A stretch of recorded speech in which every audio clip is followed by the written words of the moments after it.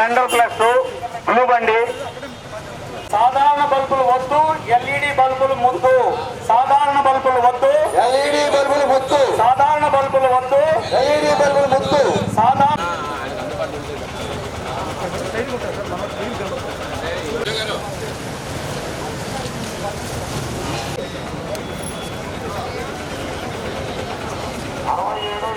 విద్యుత్ పొదుపు నవశకానికి మలుపు. నేటి విద్యుత్ పొదుపు నవశకానికి మలుపు.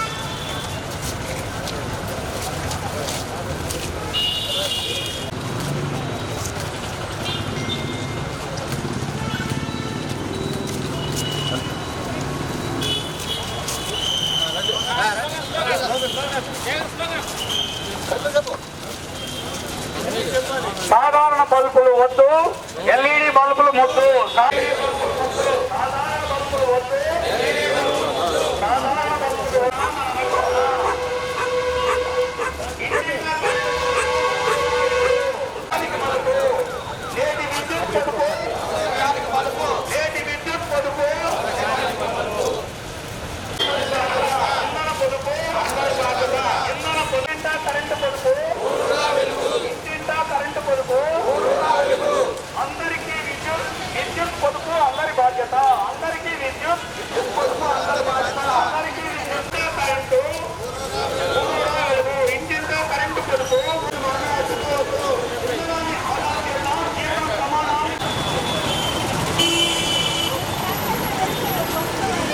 మనకందరికీ చాలా గురుతర బాధ్యత ఉంది. కాబట్టి విద్యుత్తును పొదుపుగా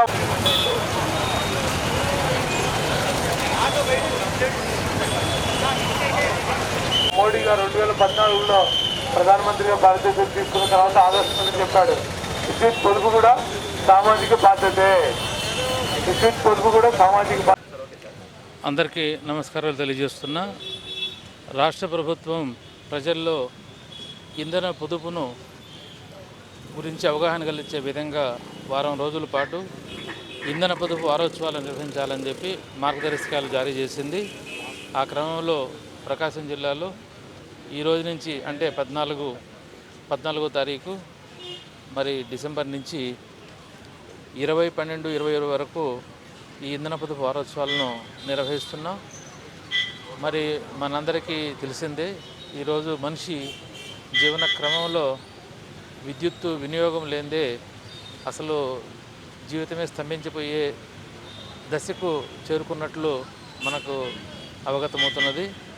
ఏదేమైనప్పటికీ మరి విద్యుత్తును ఉత్పత్తి చేయాలన్నా దాన్ని మరి మళ్ళా సరఫరా చేసి వినియోగదారునికి చేరాలి అంటే ఈ మధ్యలో ఎన్నో దశలు ఉన్నాయి. ఎంతోమంది కృషి కూడా ఉంది, శ్రమ ఉందని మనం గమనించాలి. అన్నిటికీ మించి విద్యుత్తును ఉత్పత్తి చేసే క్రమంలో మనకు సహజ వనరులు ఖర్చు అయిపోతాయి.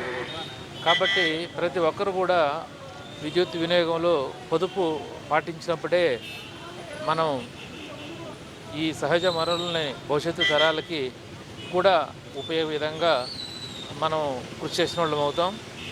అట్లాగే వృధా కాకుండా చూసుకోవాల్సినటువంటి బాధ్యత మనందరి మీద కూడా ఉంది. ముఖ్యంగా రకరకాల మరి సెక్టర్స్లో మనం విద్యుత్తును వినియోగిస్తున్నాం. ఇప్పుడు పారిశ్రామికంగా చూస్తే మరి ఈ రోజున ఆ ప్రగతి సాధించాలంటే విద్యుత్తు లేనిదే జరగదు. అయితే పరిశ్రమ వినియోగదారులు కూడా ఎనర్జీ ఆడిట్ ద్వారా మరి ఆడిటింగ్ చేయించుకుంటే వాళ్లకు మరి ఏ రకంగా వినియోగిస్తున్నాం, మరి వృధాగా ఏమైనా మనం వినియోగిస్తున్నాం అనే విషయాలు కూడా వాళ్ళకు వ్యక్తమవుతాయి. కాబట్టి వాళ్ళు కంపల్సరీగా ఈ ఎనర్జీ ఆడిట్ చేయించుకుంటే బాగుంటుంది. అట్లాగే గృహ అవసరాలకు సంబంధించి కూడా మనం అందరం పౌరులం విద్యుత్ వినియోగాన్ని తగ్గించుకునే విధంగా మనం చర్యలు తీసుకోవాలా.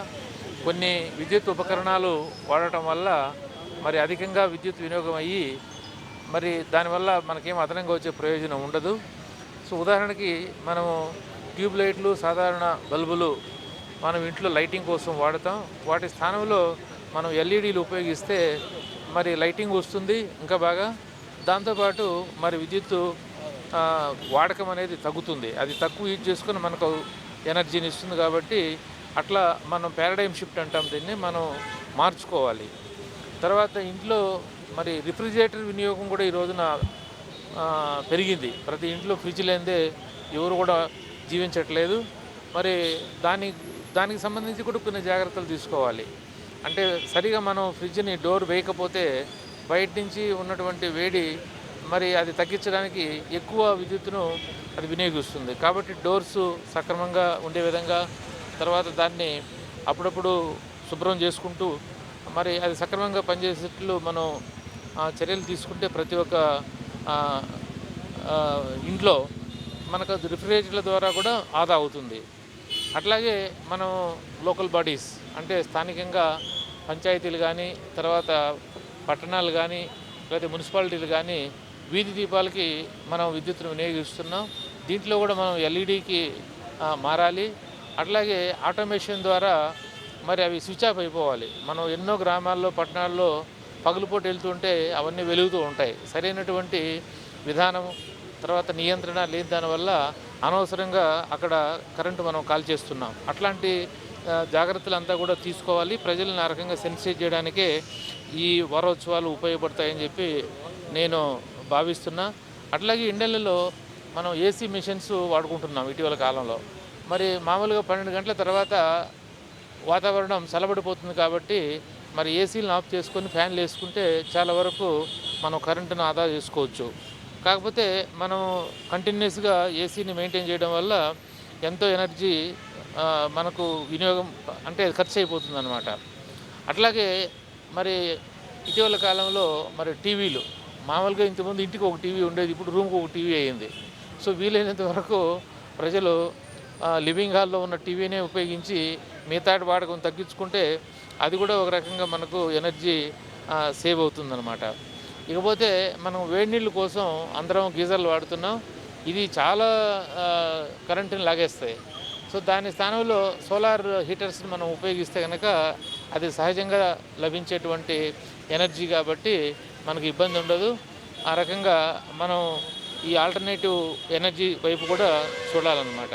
సో ఇట్లా మనం ఎన్నో రకాలుగా కరెంటుని ఆదా చేయొచ్చు.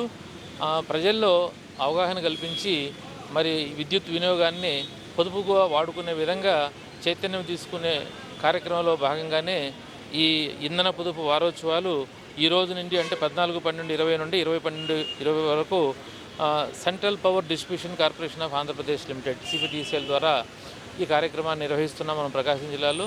నాతో పాటు ఎస్సీ గారు మరియు వారి సిబ్బంది అందరూ కూడా ఈ వారోత్సవాల్లో ఈరోజు ర్యాలీగా పాల్గొని లాంఛనంగా ప్రారంభించాం. వారం రోజుల పాటు కార్యక్రమాలు ఉంటాయి.